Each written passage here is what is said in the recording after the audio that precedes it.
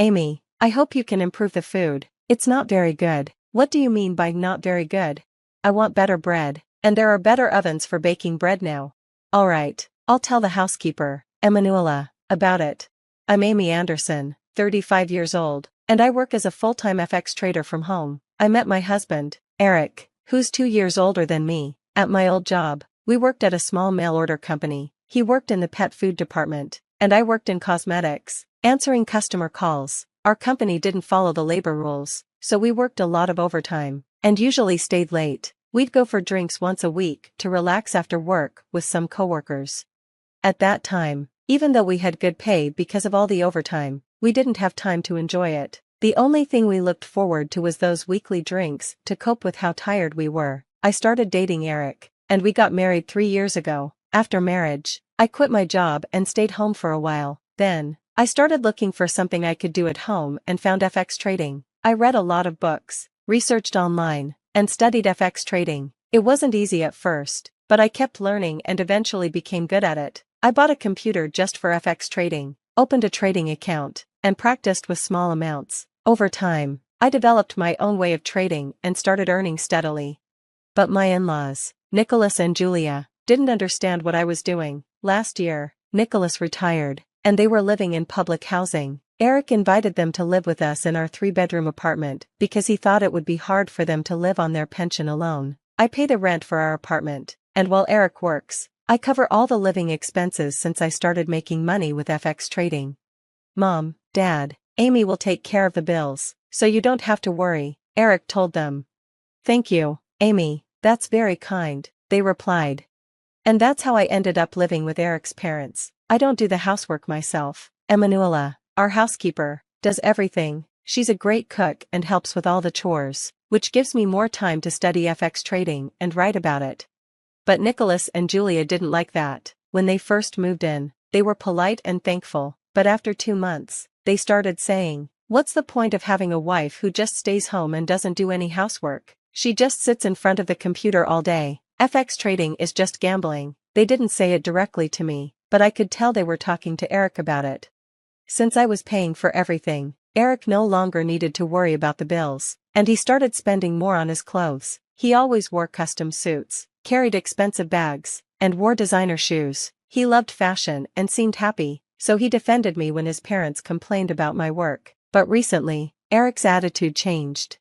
"Amy, you're always sitting in front of the computer, and you never wear makeup or dress up. Don't you think that's boring and unattractive? Do I really need to wear makeup and fancy clothes when I'm just staying at home? It might be fine for you, but it's not good enough for me." "What do you mean not good enough for you? Are you saying I'm not good enough because I don't dress up?" "Exactly. Don't you ever want to dress up for me so I'm more attracted to you?"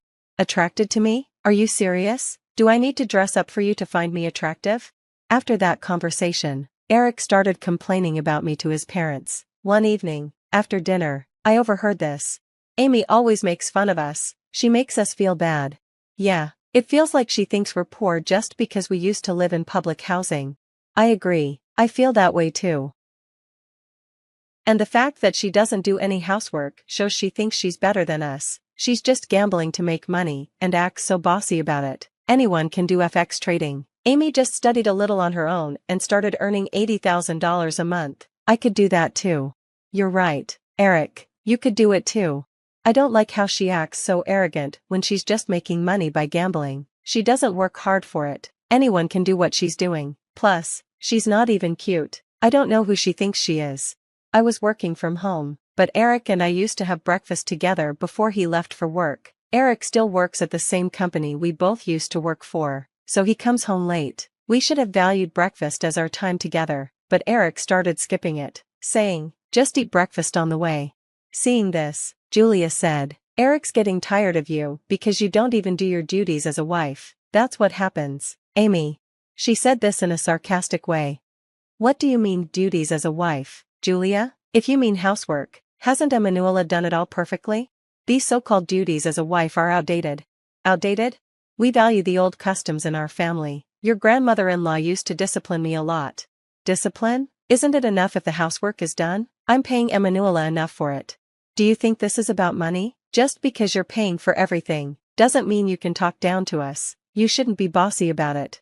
Julia, who said this to me, seems to be spending a lot of money on socializing with people her own age in the apartment building now that she doesn't have to pay for living expenses. I sometimes see her going out with expensive brand bags that she must have bought. Nicholas spends all of his pension on golf. He's bought new clubs and has a golf bag right by the front door.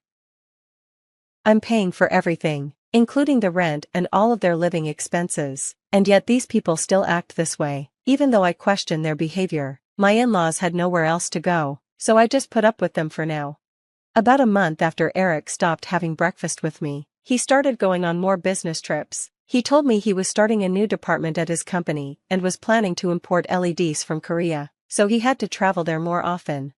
One weekend, Eric was supposed to be in Korea on a business trip, but when I went out for dinner with my friend Lily at a fancy Italian restaurant, I saw Eric there with another woman. Lily pointed him out, saying, "Hey, Amy, isn't that your husband?" At first, I tried to convince myself it wasn't him, but it clearly was. Every time Eric said he was going to Korea, it meant he was spending the weekend with another woman. The woman with him was young, probably in her early 20s, much younger than Eric, who's 37. I remembered Eric asking me once, "Don't you want me to be attracted to you?" That made it clear to me, my husband was definitely cheating on me. The next day, I hired a private investigator to look into the affair. Lately, I had also been getting packages addressed to Julia at our house. "Julia, did you buy something again?" "Be quiet, Amy. Do I need your permission to buy anything?" "No, that's not what I mean." Julia had recently become obsessed with online shopping, buying expensive brand bags and jewelry. I was worried because there are many fake items sold online, and I didn't want her to get scammed.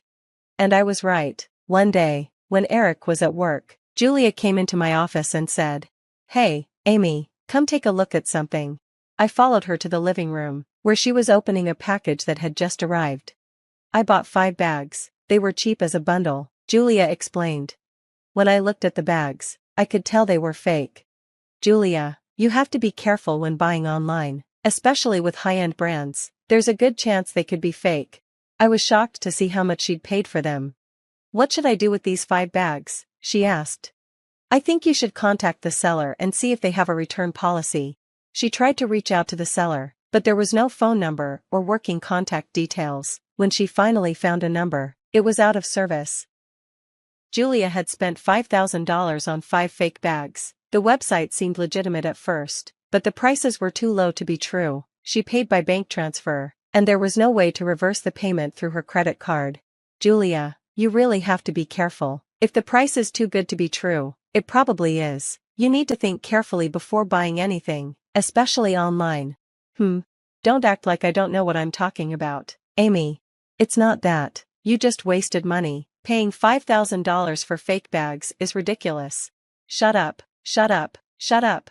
Since talking didn't help, I went back to my room to work. Then, after dinner on Sunday, Nicholas suddenly told me to stop doing FX trading. He had gone golfing with a friend from his old job and heard about FX trading. He said, "I heard Forex trading is a scam." "Amy, are you making money by scamming people?" "What? How do you make money with FX trading?" "That sounds like what scammers do. I heard it's all a scam." "No, I'm not scamming anyone or making anyone invest in anything. I saw you using social media. That's what scammers use to trick people." "No, I just write a blog for people who are interested in FX trading. There's nothing scammy about it." "You think you can fool me just because I don't know anything about computers?" "No, I'm not fooling or scamming you. Dad thinks you're scamming because it looks too easy for you to make money, Amy. It's not easy money, Eric. I've told you this before. It's not that simple. You just learned a little and now you're making a lot. It must be easy. Meanwhile, I'm busting my ass at work, starting this new department." "What? Eric, I thought you were supporting me in my FX trading. Do you want me to stop doing FX trading? If I do that, how will we pay for everything? We won't even be able to afford the rent." "I can pay the rent myself, since I'm the full-time FX trader." Eric and his family were living off the lifestyle I paid for, yet they didn't seem grateful. They only complained about my FX trading. The next day, I got the results from the private investigator I had hired. It turned out Eric was cheating on me. He was having an affair with a 25-year-old woman, 12 years younger than him. I didn't know her, but she worked with Eric at the company after I left. She'd gone on several business trips with him to Korea. For a few days, I thought about how to tell Eric. This would mean the end of our marriage, and a divorce. That same day, Emanuela made dinner for us. Just as she was leaving, Julia spoke up. Amy, I talked to Nicholas and Eric, and we don't like anything about you. We've decided to live on our own. I want you to leave. Eric hadn't come home from work yet. We don't want money that comes from your scams. We don't like how you act like you know everything. We've discussed it with Eric, and we've decided you should leave. I had a feeling this was coming. Fine then. Eric wasn't even home, which made it clear he didn't care about me anymore. I realized I didn't need to take care of their lives anymore, so I packed my bags and moved to a hotel. The divorce happened soon after that. Since I'd discovered Eric's affair during our marriage, I was able to file for alimony. I rented a one-bedroom apartment just for myself and moved in. I changed the lease on the old apartment where I lived with Eric to his name. 4 months later, I got a call from Eric. He said he wanted to talk and would come to my new apartment. I had a bad feeling when Eric showed up with Nicholas and Julia. Amy, we're sorry. We apologize for everything. Please come back and live with us, Eric said, sounding regretful. Nicholas and Julia quickly joined in, apologizing too. What is this? I asked, confused. Eric, looking down, explained that they couldn't afford the rent anymore. We're about to be evicted and have nowhere to go. Amy, please help us. What are you talking about? Eric went on to explain that after I left, his new department failed. The LEDs they imported were defective, with faulty sockets and bulbs about to fall off. They had to recall the entire shipment, which caused major problems. Eric was fired from his job. Trying to make money on his own, Eric invested in forex trading using his small savings, but lost it all by making bad trades. Nicholas tried to use his own savings to invest in stocks, but that didn't work either. They had no money for rent, and no way to move out. Eric begged, please help us. Amy. I was stunned. We're divorced. Eric. I know, but please, help us. What happened to your young girlfriend? When I lost my job, I couldn't get in touch with her anymore. Yeah, why would she stay with someone who got fired? Eric continued to beg. Amy, you're all I have left. Please, let's get remarried. Let's start over. Nicholas and Julia also joined in, apologizing for their behavior, admitting they were wrong, and asking for another chance. Please, Amy, they said, let's be a family again. I was firm. No way in hell I'm doing that. If you don't leave, I'll call the police. They continued to argue, but when I threatened the police, they finally left. After that, Eric called me twice more, asking me to get back together, but I refused both times. I didn't care what happened to him or his parents anymore. Spending so much time alone, working as a trader, I realized it was time to start dating again. I talked to Lily, and she said she'd introduce me to someone. Tomorrow, I'm meeting her and her friend. I'm looking forward to it and to starting a new chapter in my life.